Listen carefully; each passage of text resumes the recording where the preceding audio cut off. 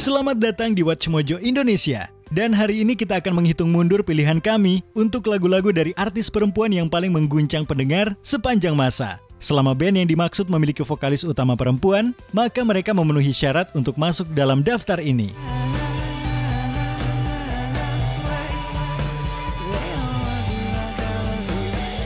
Nomor 10, Bring Me to Life, Evanescence.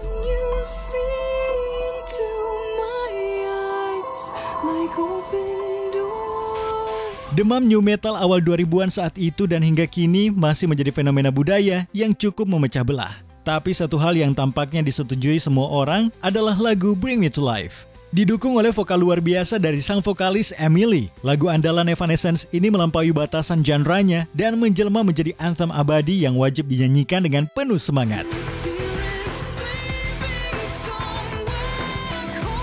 Menurut Lee, yang juga ikut menulis lagunya, Bring Me to Life adalah semacam panggilan untuk bangkit, untuk merebut kembali kendali hidup dan berhenti hidup hanya untuk sekedar menjalani rutinitas. Meski awalnya lagu ini sempat ditolak oleh stasiun radio hanya karena bandnya dipimpin oleh vokalis perempuan, jelas Evanescence akhirnya membuktikan kalau mereka salah.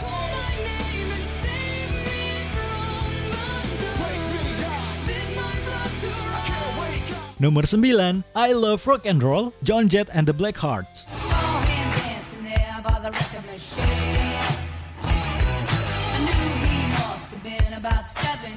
Kami beri kamu waktu sebentar untuk memungut rahangmu yang jatuh setelah tahu bahwa lagu hits abadi Joan Jett ini sebenarnya adalah lagu daur ulang. Lagu ini pertama kali ditulis dan direkam oleh band rock Inggris era 70-an yang kurang dikenal, The Arrows. Tapi Jett dan bandnya benar-benar membawa lagu ini ke level yang jauh lebih tinggi. Versi mereka bahkan bertahan di puncak Billboard Hot 100 selama 7 minggu.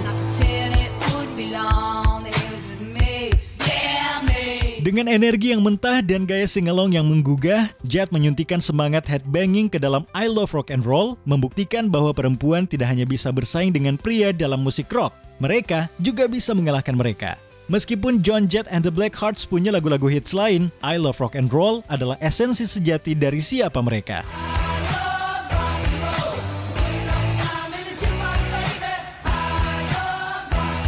Nomor 8, One Way or Another, Blondie.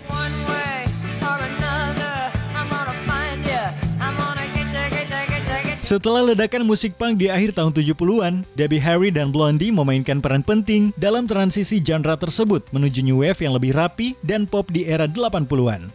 Kredibilitas punk mereka tak perlu diragukan. Mereka adalah penampil reguler di klub legendaris CBGB di New York.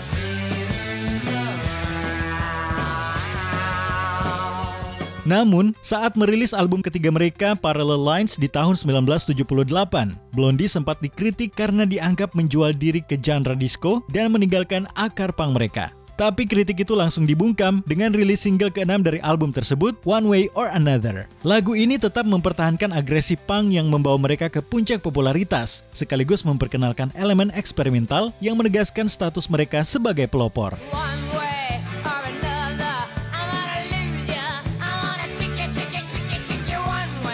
Nomor 7, Zombie, The Cranberries.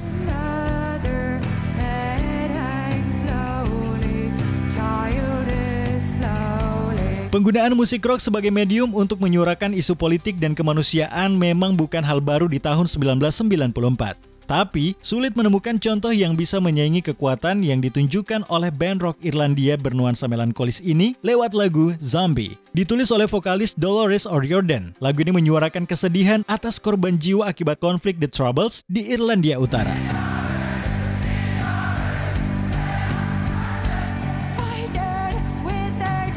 Secara khusus, Zombie adalah respon O'Riordan terhadap bom yang meledak di Warrington, Inggris pada Maret 1993 yang dilakukan oleh Tentara Republik Irlandia. Dengan aransemen penuh distorsi, Zombie sangat berbeda dari gaya The Cranberries yang biasanya lebih lembut, dan justru di sanalah kekuatan pesan politiknya semakin terasa.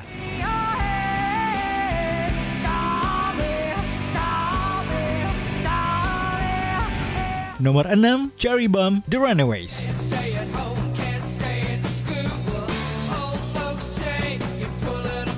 Beberapa tahun sebelum Joan Jett bersolo karir dan menjadi bintang rock, ia adalah gitaris dari The Runaways, sebuah band perempuan yang menjadi pionir dalam dunia musik rock. The Runaways, dengan formasi terkenalnya yaitu Jett, Cherry Carey, Lita Ford, Jackie Fox, dan Sandy West, memang tidak pernah meraih kesuksesan besar secara komersial.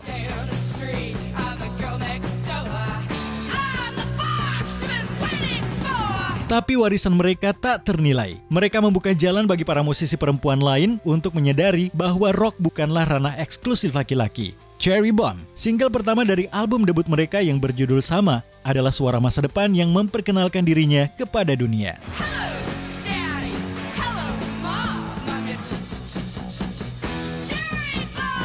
Nomor 5, Barracuda, Heart.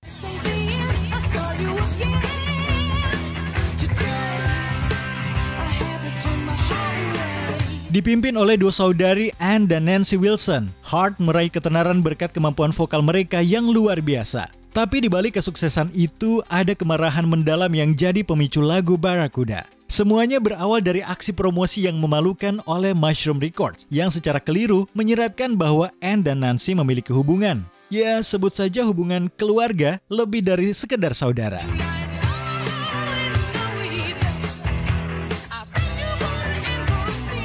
Merasa jijik dan tersinggung, mereka melampiaskan kemarahan mereka dalam Barracuda, sebuah kritik tajam terhadap industri musik. Produser Mike Flicker pernah mengatakan bahwa Barracuda bisa melambangkan siapa saja, dari promotor lokal hingga presiden label rekaman. Lagu ini lahir dari pengalaman pahit tersebut dan sisanya adalah sejarah.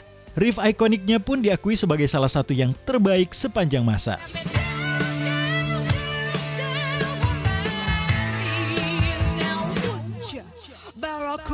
Nomor 4, Just a Girl, No Doubt.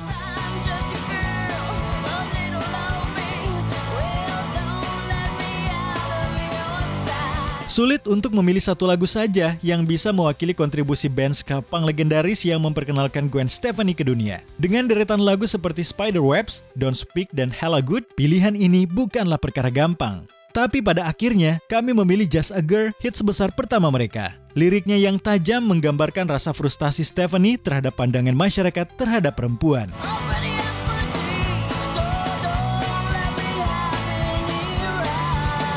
Just a Girl menggunakan musik rock untuk menyentuh isu-isu yang sebelumnya jarang dibahas dalam genre ini. Dibungkus dalam melodi yang sangat catchy. Tidak heran jika lagu ini melambungkan No Doubt ke puncak kejayaan.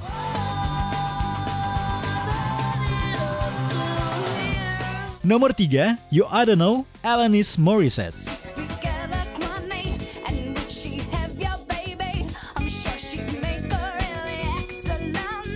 Ya, sepertinya kita harus menerima kenyataan bahwa Morissette tidak akan pernah mengungkap siapa sebenarnya sosok di balik You Oughta Know. Tapi terlalu fokus pada hal itu justru membuat kita lupa pada inti kekuatan lagu ini.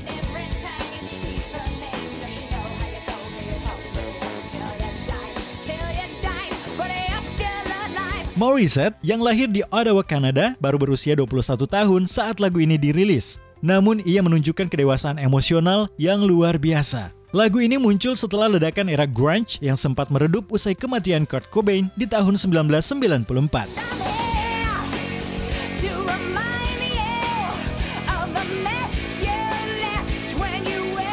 Morissette mengambil semangat grunge dan memberinya sentuhan pribadi, memadukan nuansa garang dengan kecerdasan lirik yang sinis. Hasilnya, sebuah terobosan besar yang bukan hanya mengantarnya ke puncak popularitas, tapi juga membuka jalan bagi musisi perempuan lain untuk menulis dengan penuh kebebasan dan kejujuran.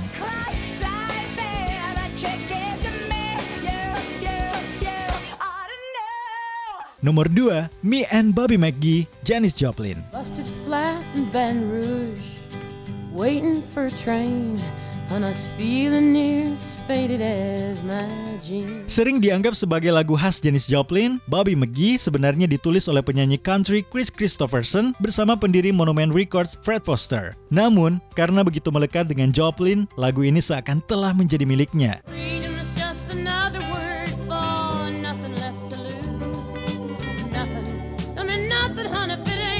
Dengan vokal serak dan penuh tenaga, Me and Bobby McGee jadi ajang untuk kekuatan vokal Joplin yang tak tertandingi. Sayangnya, lagu ini baru menjadi hit beberapa bulan setelah kematian tragis Joplin akibat overdosis di tahun 1970. Meski Joplin tak sempat menyaksikan warisan yang ia tinggalkan, rekaman lagu ini tetap berdiri sebagai salah satu lagu rock paling kuat dan jujur yang pernah ada.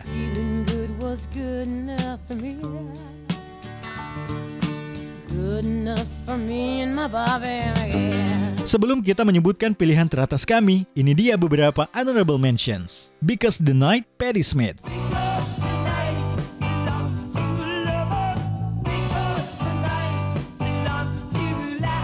Brass in Pocket, Pretenders.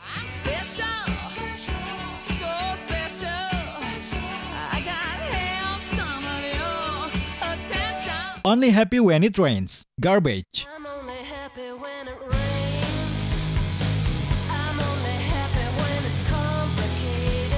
Celebrity Skin, Hole.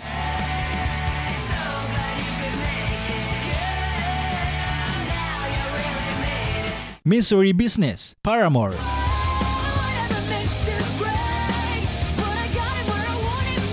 Sebelum kita lanjut, jangan lupa subscribe dan tekan tombol bel untuk mendapatkan notifikasi tentang video terbaru kami. Kamu bisa memilih untuk mendapatkan notifikasi secara berkala atau setiap kali kami mengupload video. Kalau kamu menggunakan handphone, pastikan untuk menyalakan notifikasi pada bagian pengaturan. Nomor 1, Age of 17, Stevie Nicks.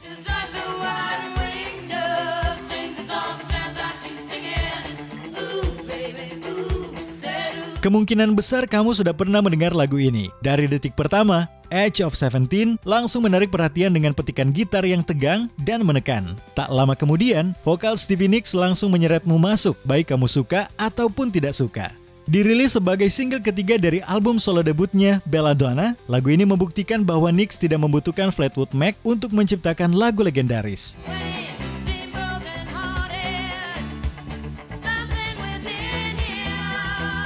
Kombinasi sempurna antara aransemen musik yang memukau dan lirik tajam yang emosional menjadikan Age of 17 sebagai karya yang tak hanya menggugah, tapi juga berisi sesuatu untuk semua orang. Kalau kamu masih ragu bahwa Stevie Nicks adalah ratu rock sejati, cukup putar lagu ini dan coba saja berhenti mendengarkannya kalau bisa.